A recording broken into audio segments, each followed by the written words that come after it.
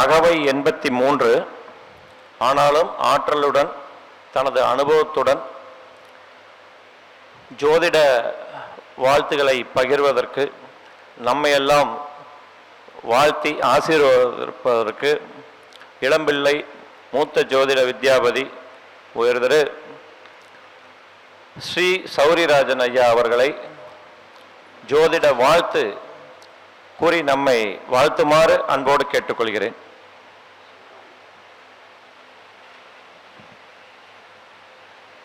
ஐந்து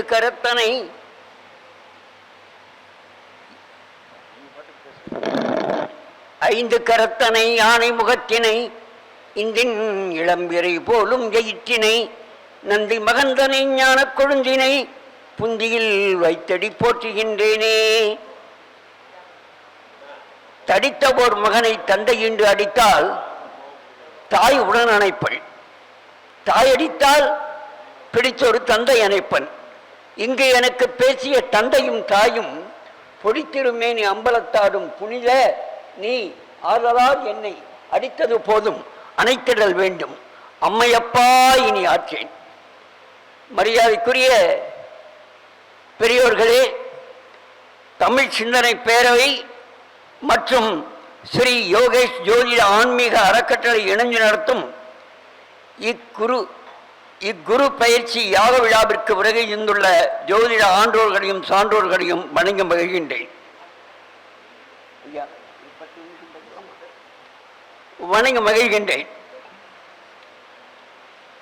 அடியனுக்கு இந்த தமிழ் சிந்தனை பேரவை மற்றும் யோகேஷ் ஜோதிட ஆன்மீக அறக்கட்டளை இணைந்து நடத்துகின்றது இந்நிகழ்ச்சியை மிகச் சிறப்பாக நடக்க வேண்டும் என்று இறைவனை பிரார்த்தித்துக் கொண்டு இங்கே வந்திருக்கக்கூடிய ஜோதிட மகான்களை எல்லாம் வணங்கி மகிழ்ந்து இரண்டு வார்த்தை ஜோதிடத்தை வாழ்த்துவதற்கு இரண்டு வார்த்தைகளை சொல்லி ஜோதிடத்தை வாழ்த்த கடமைப்பட்டிருக்கின்றேன். ஆய கலைகள் 64 ஏய உணர்விற்கும் என்னம்மை தூய உருப்பளிங்கு போல்வாள் என் உள்ளத்தினுள்ளே இருப்பள் இங்கு வாராது இடர் என்று சொல்லி கம்பநாட்டாழ்வார் ஒரு அருமையான ஒரு செய்தியை சொல்லுகின்றார். அந்த 64 கலைகளிலே நம்முடைய ஜோதிட கலையும் ஒன்று என்பதை நாம் மறுப்பதற்கில்லை. இந்த ஜோதிட கலையை வாழ்த்த வேண்டும் என்று இங்கே பணித்திருக்கின்றார்கள். இறைவனை வாழ்த்தி பாடுவதற்கு ஒருவருக்கும் இறைவனை வாழ்த்தி பாட வேண்டும். இறைத்தன்மை மிக்க ஜோதிடத்தை வாழ்த்துவதும் நமது கடமையாக இருந்திட வேண்டும். நமக்கு இறைவன் வாயை படைத்திருக்கின்றான். வாழ்த்த வாயும் நமக்கு இளமையான நெஞ்சத்தை இறைவன் வழங்கி அருளியிருக்கின்றார்.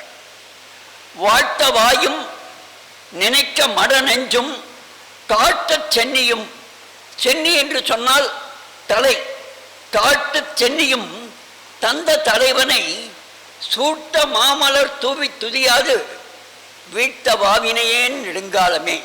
இவ்வளவு நாட்களாக நான் இறைவா எனக்கு நீ வாழ்த்துவதற்கு வாயையும் நினைப்பதற்கு இளமையான நெஞ்சத்தையும் உன்னை வணங்குவதற்கு போற்றி புகழ்ந்து பாடி உன்னை அர்ச்சிப்பதற்கு ஆய்ந்தெடுத்த மலர்களையும் கொண்டு நான் செய்ய தவறிவிட்டேன். இனிமேலாவது என்னை நல்வழிப்படுத்துக என்று சொல்லும்படியாக அந்த செய்தி அமைந்திருக்கின்றது. இனிமேல் வரக்கூடிய காலத்திலே இறைவனை வாழ்த்துகின்ற பொழுது ஜோதிடர்கள் ஜோதிடத்தையும் வாழ்த்த வேண்டும் என்று இந்த நேரத்திலே கேட்டுக்கொள்கின்றேன். ஒவ்வொரு ஜோதிடரும் தப்பாமல் இதனை செய்ய வேண்டும்.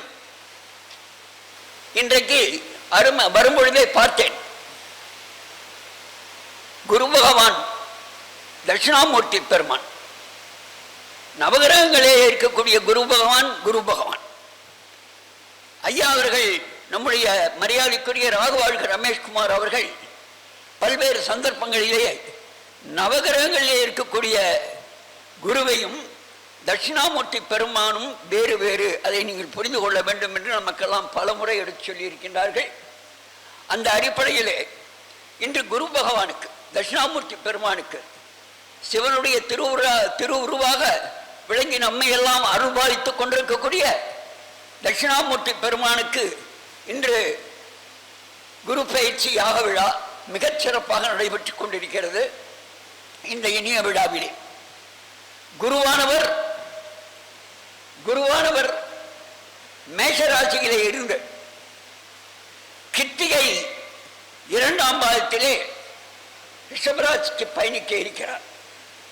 ஆகையினால இங்க வந்திருக்கக்கூடிய ஜோதிட மகான்கள் எல்லாம் அந்த குரு பயிற்சியினுடைய விளைவுகளை ஒவ்வொரு ராசிக்கும் 12 ராசிகளுக்கும் குரு பயிற்சியினால் விளையக்கூடிய விளைவுகளை மிக அழகாக எடுத்து சொல்வதற்கு இங்கே வருகை இருந்திருக்கின்ற கோவை அம்மா அவர்களை வணங்கி மகிழ்ந்தோம்.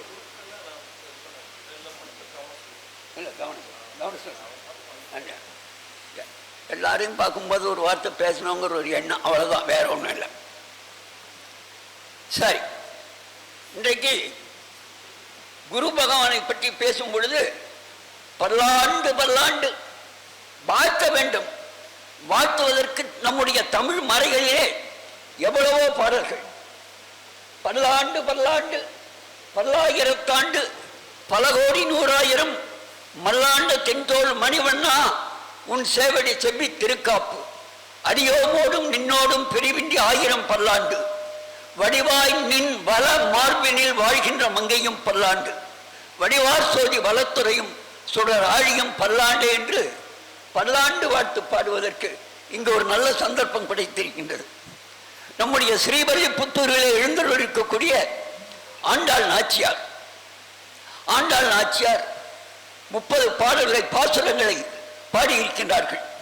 ஓங்கி உலகளந்த உத்தமன் பெருபாடி நாங்கள் அம்பாவுக்கு சாத்தியை ஆடினால் தீங்கின்றி நாடெல்லாம் திங்கள் மாறி பெய்து ஓங்கு பெரும் சென்னல் ஊடு கயலுகொல பூங்குவளை போதில் பொறிபண்டு கண்படுப்ப தேங்காயை புக்கிருந்து சீர்த்த முறை பற்றி வாங்க குடம் நிறைக்கும் வள்ளல் பெரும் பசுக்கள் நீங்காத செல்வம் நிறைந்தேலோர் எம்பாவா என்று சொல்லி இந்த நாடு செழிக்க வேண்டும், மழை வளம் பெருக வேண்டும்.